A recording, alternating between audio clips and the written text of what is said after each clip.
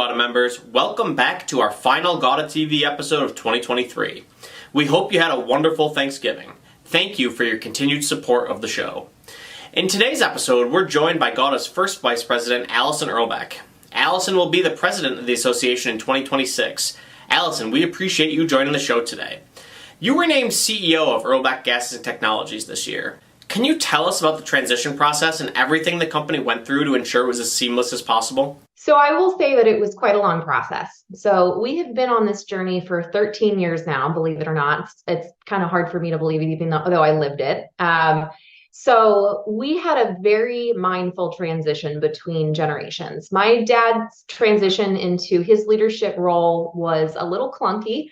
And he definitely took some lessons learned out of that. And because of that, he was very strategic and thoughtful about how he wanted to help prepare me for my future role within the organization. So one of the very first things that I did when I first started to work with Earlbeck Gases and Technologies was I did essentially an internship where I worked with every single department within our organization in order to understand how it all comes together. How does a business work? So what are the essential functions of accounts payable, of operations and trucking and dispatch? So I get a chance very early into my career to be able to kind of see, beneath the curtain or behind the curtain a little bit and get to see how everything came together in order to actually be able to deliver to our customers and collect money and do all the essential functions that it takes. So that did give me a great starting point to then transition over into an entry-level role. My dad was very, smart to say, hey, I want you to have to work from the ground up. So I don't want you to come in with a management, position under your belt on day one. So you're going to come in an entry-level role and you're going to pay your dues and you're going to understand, what that experience is like for those people that are in those roles. And so I did that for about 5 or 6 years until it was finally time for me to step into my first management role. With that, I actually am a member of Vistage, which is a peer-to-peer coaching group. And so we do have a lot of really good high-level speakers that come in once a month. And I also have a peer advisor group. And that was another thing that was super instrumental in helping me get prepared for the role.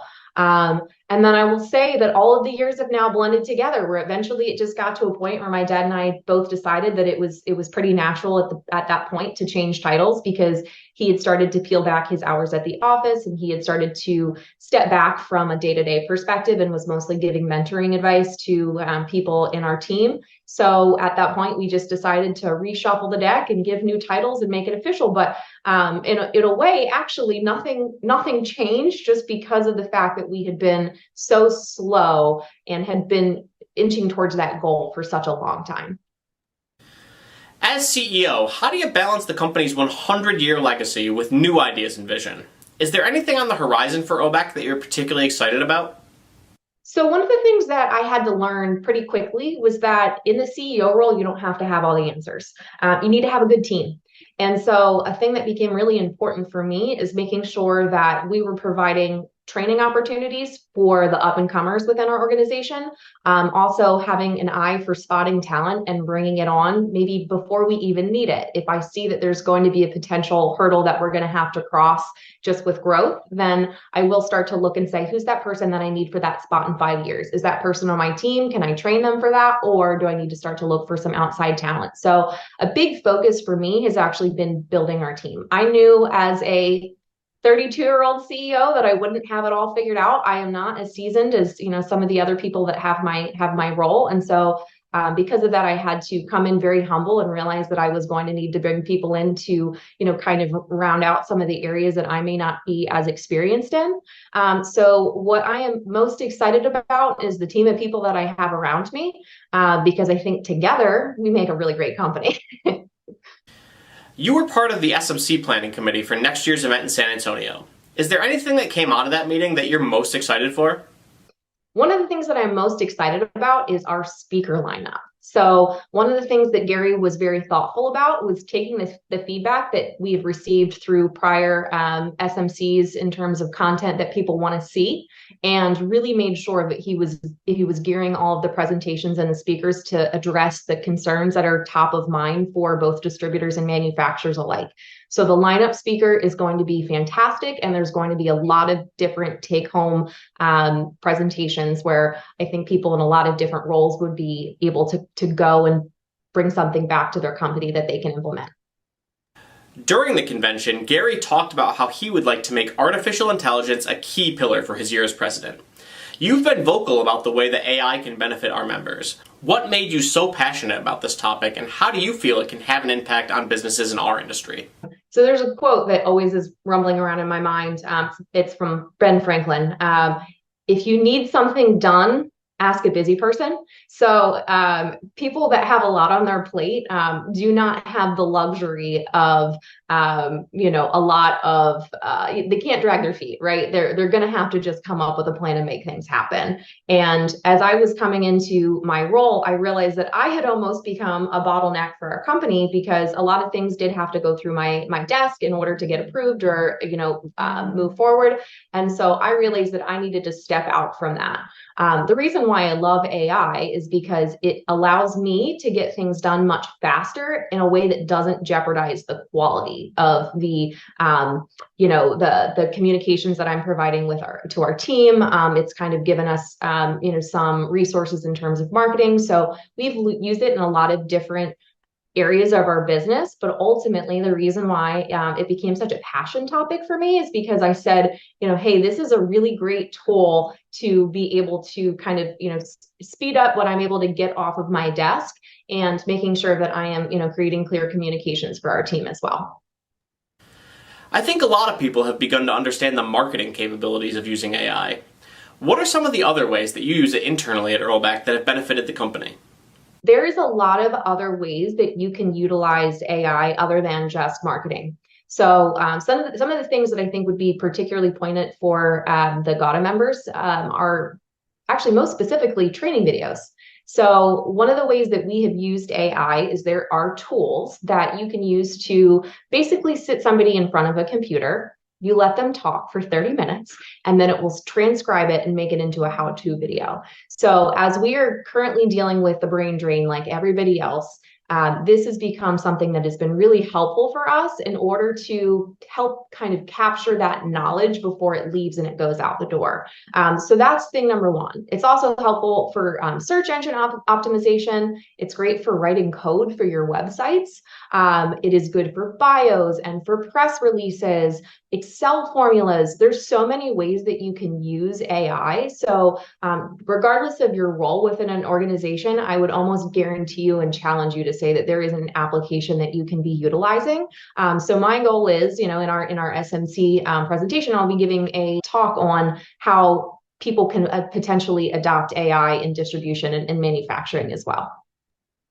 On a similar note, how do you feel that automation has impacted our industry, and where do you see that trend headed?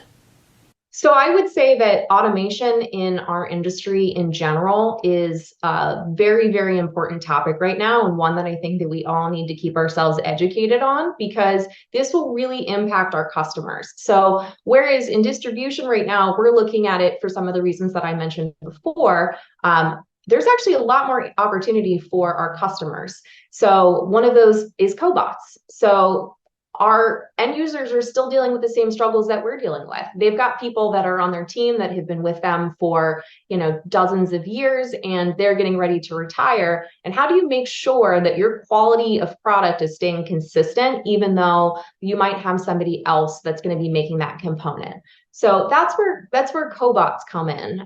So with that, you still need an experienced welding operator, but you can do more with less welders. And I would love to say that, we have a generation that, we're going to have way more welders than we would ever need, but we're not there yet. So I think in order to get us through this next challenge that we're going to be dealing with is for the next decade or so of bringing people into our industry, it's a really good stopgap solution. So I think that's a big thing. And then also through the, Internet of Things too, right? So a lot of the equipment that we sell to our customers is recording information on their utilization, their start times, and how long it takes to produce a product. Is there any typical, technical difficulties in the process, things like that. And that is going to be used to essentially give all of the data to a manufacturing customer that they would need in order to increase their process, in order to make sure that they're creating a consistent product. They are making a product that doesn't need rework. They're making a product that is going to be able to be done 5 times faster than what they were doing before in a manual process. So these are the things that we really need to be keeping an eye out for and educating our customers on, so that they know how big this can be for them. Allison, we really appreciate your time today. Thank you so much for joining us. I can't wait to see your AI presentation in San Antonio. I hope you have a wonderful holiday. We've got a great show lined up for you today, so stick around right after a word from today's presenting sponsor.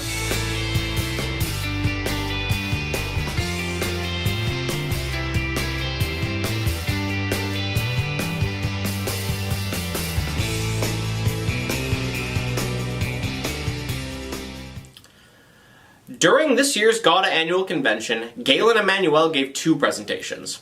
He gave a presentation to the Young Professionals Committee and also a keynote presentation to the entire conference. He was generous enough to join us during the conference. Galen, we really appreciate the time. Before your keynote, you gave a smaller, more intimate presentation to the YP Committee. Can you talk about how you tailored that presentation to the younger audience and what some of the key concepts that you discussed were? Yeah, I can. And the message yesterday was sort of split into 2 parts. So one was building a culture of feedback, about like just your relationship with feedback, giving and receiving feedback, the importance for leaders to have a strong relationship with feedback, to ask for feedback from their team. And then the second kind of portion of at the time that I had was about how do you establish really intentional, clearly defined kind of culture inside an organization, inside a team. So yeah, I think tailored in the context of they are young professionals, so they are not necessarily the person in charge of the entire company, but thinking about like your leadership presence and who your own kind of leadership identity, and like as people who will, either be in charge of teams now, in the future, like in their careers, they grow, be in charge of, organizations and teams. It's like their relationship with feedback, what they establish as norms on their team, as well as the skill of how do you build culture inside an organization, which is such a critical piece and element of, something that you can have that's incredibly valuable to any organization in your role, is the understanding of how do you establish culture, how do you impact people's behavior and the way they show up and team dynamics, which of course has a huge impact on all the things that we care about as businesses, right? Retention, bottom line, performance, engagement, turnover, like attracting talent, all of those things. So yeah. One of the concepts that you mentioned that I found interesting is being able to solicit feedback as a leader. Your company has to have a pretty strong culture to have young professionals feel comfortable giving honest feedback to their leaders and knowing that they will be heard. Can you discuss that idea a little bit more? Great question. And it's from the beginning. It's through consistency, right? It's from the second that you onboarding somebody into an organization that you as a leader or a leadership team or a company say, hey, our relationship with feedback looks like this, right? That we value feedback as an opportunity to like build better relationships, to grow, to improve, whether you are a frontline brand new employee, whether you are an executive and you've been here for years and years and years.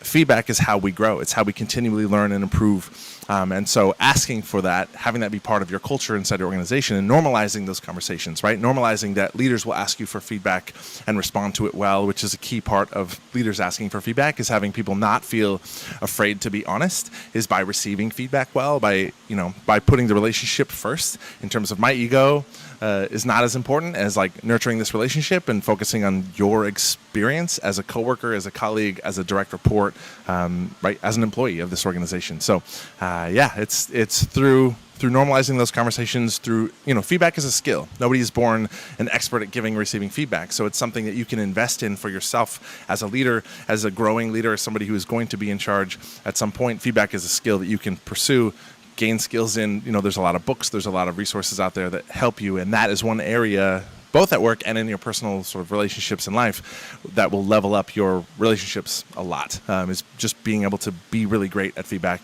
both giving and receiving it. So culture has long been a buzzword in the industry. Can you discuss how companies can create a culture that truly permeates the whole company and isn't simply a catchy slogan for your wall or your business card? That is that is the question, because a lot of companies, I think, understanding not just like what culture is, but how to establish culture, how to operationalize culture. So it's not something that is just a pretty poster on the wall with some cool words, right? Your list of corporate values of trust, integrity, respect, teamwork, excellence, fun, which sound great and they're well-meaning, but they do not have impact on how people actually show up every single day. So your question was, how do you do that? I think in a like bite-sized kind of answer, the three elements that you need to create intentional culture that's tangible, that you can actually feel in an organization, are clarity. You have to be clear about what are the behaviors, what are the ground rules of engagement of how we show up. So not trust, integrity, respect, those things are great, but we have to define, what do those look like here? What does respect look like here in behaviors, right? Excellence is a theme. It's a concept, right? It's a very kind of loosely broad understood concept. But if we say one example of excellence here in this organization, on this team, is that we don't see feedback as a threat. We see it as an opportunity. We actively seek it out. We give and receive it with grace. If I am establishing a culture inside my organization, I say that is what excellence looks like here. So we have to get clearer. We have to go beyond loose, broad themes and concepts like values and say, what does that look like in practice? What are the behaviors? What are the mindsets? That's one element of culture. You also need commitment. So you have to, as a leadership team, as an organization, you have to say these behaviors that we establish apply to every single person across the board without exception. Whether you are the CEO, you're on the executive team, you're a brand new employee that's been here for 2 weeks, every single person is held to the same high standard, right? We're accountable to the exact same culture, the same behaviors. We have to have that commitment at 100% across the organization. And the third thing that you need is consistency. You need to be able to operationalize culture so it is integrated into every aspect of employee experience. So hiring, onboarding, performance evaluations, rewards and recognition, coaching and feedback, training and development, everything that people experience as employees, it needs to be woven into the fabric of that experience. So it's not something that you pull out once a year in a performance review. It's actually tangible, that like from every aspect of what you experience as an employee, as part of the team, no matter what your role is inside the organization, that culture is woven into the DNA, the fabric of your experience. That's how. It's a really kind of like short answer, but like that's what it takes. During your 2 presentations during the convention, you tackled some pretty big concepts. What are the 1 or 2 biggest takeaways that you would have liked attendees to walk away from this conference with and be able to bring back to their companies? The things I hope people take away are some like really kind of profound and concrete nuggets about how to communicate more effectively and impact and influence other people. So it's a mix of sort of an awareness of that, as well as some skills and tools about this is what really making other people feel listened to looks like and feels like in real time, as well as kind of the tangible takeaways of here's a model for asking for feedback and giving feedback. Here's a model for how you develop culture inside the organization. So I think a mix of fun, but I never want my sessions to be just an hour of fun with Galen and then go back and on Monday everything's the same as it's always been. It's like, what are the really kind of concrete takeaways? And so to me, it's an awareness, some actual skills, some tools that are resources in like PDF form that people can take back, apply, right, recreate with their teams, like just do the actual work on the ground to implement the things that they're learning in my session, but to actually be able to take them back and have them be real. Last question for you, Galen, and it's probably difficult to quantify, but that's kind of the point. When you implement a new CRM, you can definitively point to the bottom line and say that it worked or it didn't. But with soft skills like culture, the impact isn't so black and white. When implemented correctly, how much of an impact can they have on a business's bottom line? Massively. I mean, so part of the work that I do with teams is to sort of walk them through hand in hand of like developing intentional culture, right? Of establishing clearly defined behaviors, of solidifying their commitment as a leadership team, as an organization to those behaviors and that culture, and then consistently integrating it. And I have seen organizations completely transform in terms of people's, you see it in hard data points. So you see it in like turnover and retention, right? What people say in exit interviews, the surveys that actually, when you're doing like culture surveys, feedback surveys from the organization to say, what are we doing well? How do you feel about your culture? How do you feel about your job? I think there's a huge impact there. But to me, the conversations change. So an organization that I work with for 6 months or a year, from going through establishing like culture in a really tangible, tactical way, like the conversation completely shifts in terms of this is what we're seeing, this is the conversations that we're having, this is how people are sort of engaged, and feedback from the teams. And people saying my team is more connected, they're more cohesive, they're more vulnerable, they reward each other's work, right? We have an easier time navigating conflict or change or feedback conversations because of us being intentional about how we operate and what those things look like on the ground. So, a lot of it, the challenge with culture is a lot of people think it is very sort of intangible, right? That the takeaways that it's not as measurable, and the truth is that it is. There's hard data points about turnover, what it costs you to retain employees, what it costs you to hire, right, and bring in new employees and get them up to speed. Is like there's hard data points about what we experience if we don't have an exceptional culture, if we have high turnover, we have like low morale, we don't have as efficient teams, we have less customer service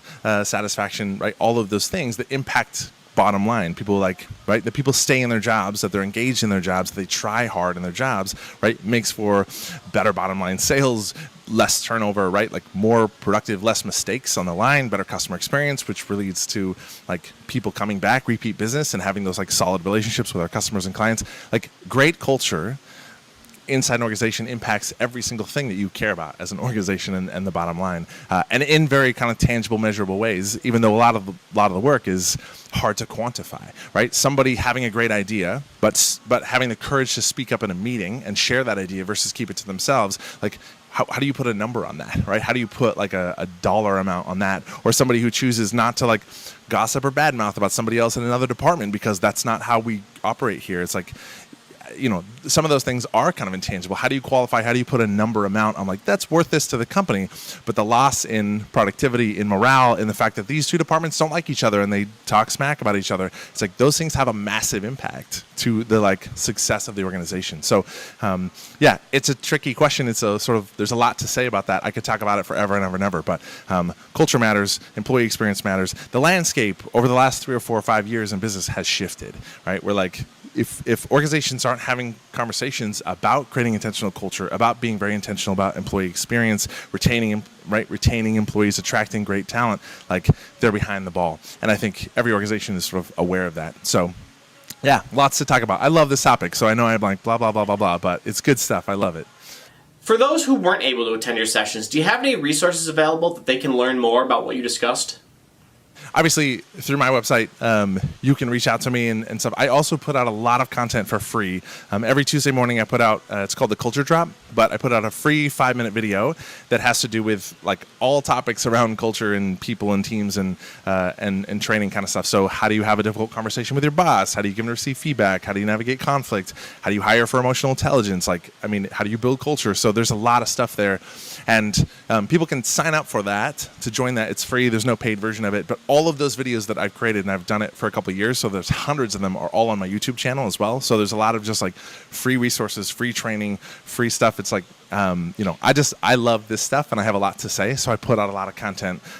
Originally we started doing that to support teams that I was working with. So like, hey, here's some more additional content. And then we're just like, let's just give this away for free because it's really valuable stuff and people can access it. So that's a couple different ways. And of course, to hire me to do workshops, to consult on like building culture with teams is something I do. But I also put out a lot of free stuff as well that people can access because there's a lot to learn. There's a lot to do, leadership, culture, all these things, running an organization, there's a lot to it. There's a lot to know. And so providing just some tools, some resources, conversations for teams to do that more effectively and to be more successful is something I love. So, yeah. Galen, we really appreciate you being with us today. Thank you so much. Hobart Institute of Welding Technology is excited to offer a 4-day Welding for the Non-Welder course. This course gives the non-welder a solid background and overview of the welding field, along with some hands-on experience with the major welding processes. It's ideal for purchasing agents, plant managers, manufacturers of welding products, distributor salespeople, supervisors, and more to gain an understanding of welding that will make them more proficient in a job that involves welding-related activities. Check out our website today for more information or give us a call at 937-332-9500.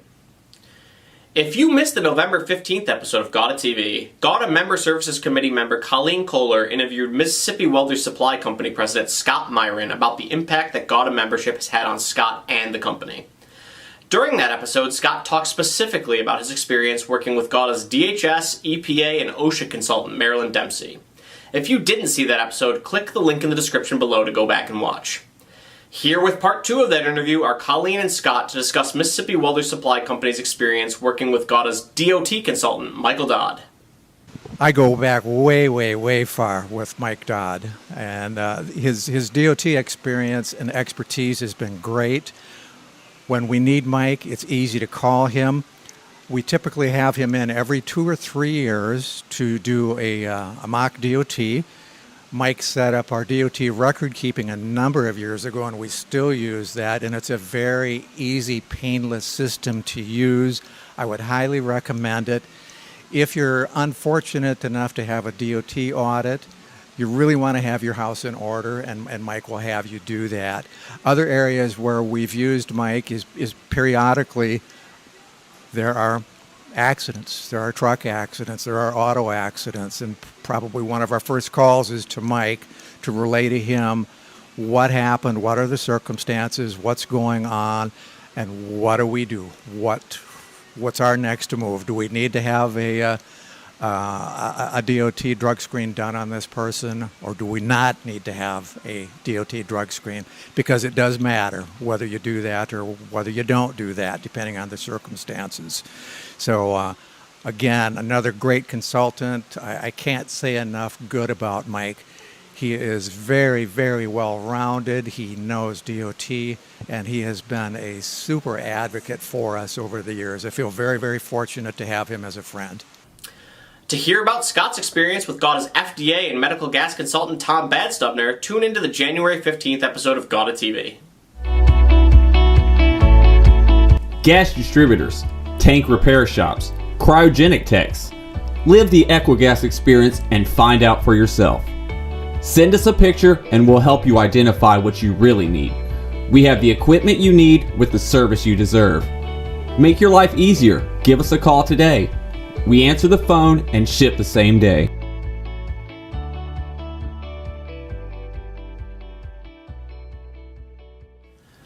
With this being our final GAWDA TV episode of 2023, we wanted to look back at the most watched interviews from this year in a kind of year in review to see what GAWDA members were most interested in this year. As always, if you have ideas for future episodes of the show, or you would be willing to be interviewed on a particular topic that you feel would be insightful for GAWDA members, please reach out to me today using the email address in the description below. The following are questions from our 4 most viewed interviews from 2023. Thank you again for your continued viewership and support. Our most watched interview in 2023 was actually from the first episode of the year, GAWDA episode 42, where we had the opportunity to interview Chart Industry CEO Jill Ivanko. Obviously, independent distributors are a huge percentage of our GAWDA membership. How important are those distributors to Chart's go-to-market strategy?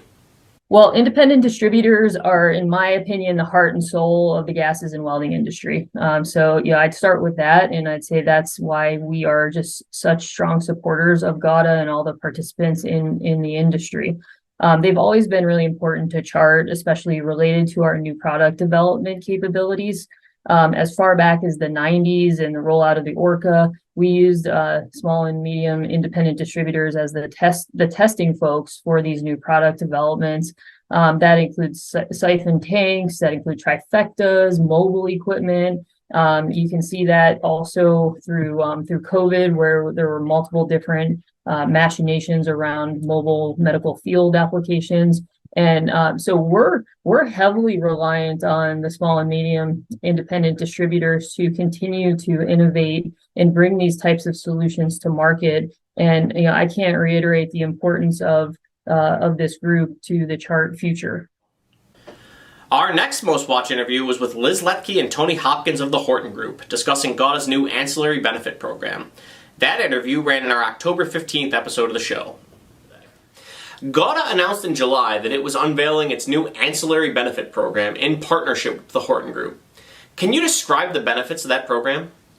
So the updated GAWDA benefits program, it's really evolved from what it previously was, which was strictly life insurance in the form of a trust program. So what we've done is we've taken the program to include not just life insurance anymore, but we've expanded the benefit offering to include lines of coverage such as dental, vision, life insurance, voluntary life insurance, short and long-term disability, as well as what you would typically think of as an AFLAC benefit or worksite benefit. So accident, critical illness, hospital indemnity. So all of those lines of coverage are available to all GAWDA members. If you were a previous participant in the life insurance plan, your rates were reduced by 10%. While being able to keep your benefit level the same. And there's a 2-year rate guarantee on that line of coverage. With the expansion of the program, the carrier partner, which is MetLife, has agreed to take existing plan designs for dental, vision, disability, etc. They will also reduce those lines of coverages rates 10%, and there's rate guarantees included in all of those lines. And really, last but not least, is there's a technology component that we've included in the GAWDA benefits program. So I know there's many companies that are still utilizing paper to do their benefit open enrollment. Obviously, that creates a pretty big lift administratively for GAWDA, GAWDA employers who have to collect paper applications. If you work, if you've ever had to fill out an insurance application, it's never fun. So we've included a technology piece through Employee Navigator, which is a benefit administration software program. So employees can enroll in their benefits through Employee Navigator. And that's something that the Horton Group will build and maintain for each GAWDA group that wants it. And it doesn't cost the employer anything. On March 15th, we had the opportunity to speak with Jake Maynard from Sutton Garden about the CO2 shortage that the industry found itself in the grips of. How have you managed the supply of CO2 that you have received? Have you had any conversations with your customers to educate them about what's going on, and what has that process been like? Yeah, we've really improved our storage capacity on site. We're a good regional player for dry ice manufacturing, so we've actually updated. We have 360 tons of storage capacity on site right now, which really helps kind of the ebbs and flows coming off of force majeure, because typically those last a week or two, and a lot of times the lead time is really getting the tanks filled back up. So it's nice to have that type of storage capacity on site, just to kind of even things out during a force majeure. And that's something we communicate directly with our customers up front, is that it's not a matter of if, but a matter of when a force majeure is going to happen. So we're very transparent there, and then letting them know that when it does come in, we're very on the front edge of letting them know ahead of time so they can plan accordingly. And then that extra backup storage capacity helps us keep liquid levels in as the suppliers are trying to get the trucks back out on the road and get everybody topped off. Finally, our fourth most viewed interview of 2023 came from our SMC recap episode on May 15th, where we had the opportunity to speak with GAWDA board member Brad Dunn on site in Philadelphia. Another part of that robust growth has been your foray into dry ice. CK was pretty early to that market. Can you tell us about the decision to invest in dry ice and how it's benefited CK? Yeah, we were one of the few early adopters. However, in true GAWDA fashion, I was able to visit with a few distributors that were doing it before us, and they opened their doors and let us in and asked all the questions that they learned from. So we were in it for been in about 8 years, and it's been a tremendous growth product for our company. And now we have 3 dry ice manufacturing locations throughout Missouri, and it's become a nice ancillary product line that is played into kind of our total package now. Thank you so much to Jill, Liz, Tony, Jake, Brad, and all of the other amazing guests that joined us on GAWDA TV this year. This show wouldn't be possible without the amazing support of GAWDA members like you.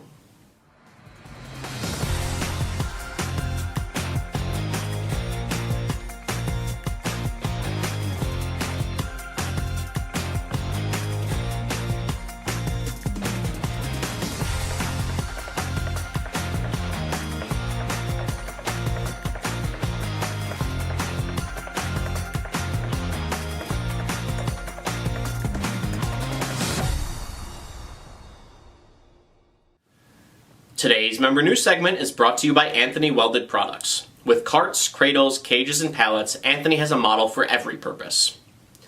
GAWDA Media is actively working on our first quarter 2024 issue of Welding Gases Today, which is the annual forecast issue. If you haven't already, please fill out the forecast survey using the link in the description below. The more members who fill out the survey, the more complete picture we will be able to provide for the gases and welding economy in 2024. Thank you so much for your help with this. Butler Gas President and CEO and past GAWDA President Abity Butler Moore was elected as the President of IOMA. Congratulations, Abity. During the IWDC annual owners meeting, Jenny McCall handed over the gavel of Chairman of the Board to West Air Gases and Equipment CEO Steve Castiglione. Congratulations to both Jenny and Steve. Also during the IWDC owners meeting, Hahn Welding chairman of the board Mark Hahn received the prestigious Bob Jackson Award for contributions to IWDC and the industrial gas and welding industry. Congratulations, Mark. Messer Americas announced that Elena Skortskova was named America's president and CEO as the company completed its acquisition of Messer Industries. Noble Gas Solutions hosted its grand opening event at its new location in Utica, New York. The Worthington Industries Board of Directors approved the separation of Worthington Steel. National Standard announced that it had rebranded as NS-ARC. The American Welding Society Foundation announced the winners of its Light a Spark grant to 7 schools. To see the full list of winners, click the link in the description below. Forney Industries announced that Dane Anderson was promoted to Chief Operating Officer. The company also announced that Kenny Genzel was promoted to Chief Financial Officer. Congratulations, Dane and Kenny. And finally, Norco released a commemorative 75th anniversary video to celebrate the company's milestone. Congratulations to Norco on 75 years of success. To learn more about any of these member news items, or to submit member news of your own, read the full December 15th GAWDA Connection in your email inbox today, or by clicking the link in the description below. And for the last time in 2023, that's our show. Once again, we can't thank you enough for your continued support of the show. From our family to yours, we wish you happy holidays and a safe and prosperous new year. This episode's Gary Halter quote of the month comes from NFL superstar J.J. Watt, who said, "Success is never owned, it's rented, and the rent is due every day." We leave you for the year with what's become an annual tradition on GAWDA TV, holiday cards from our members. We'll see you in 2024.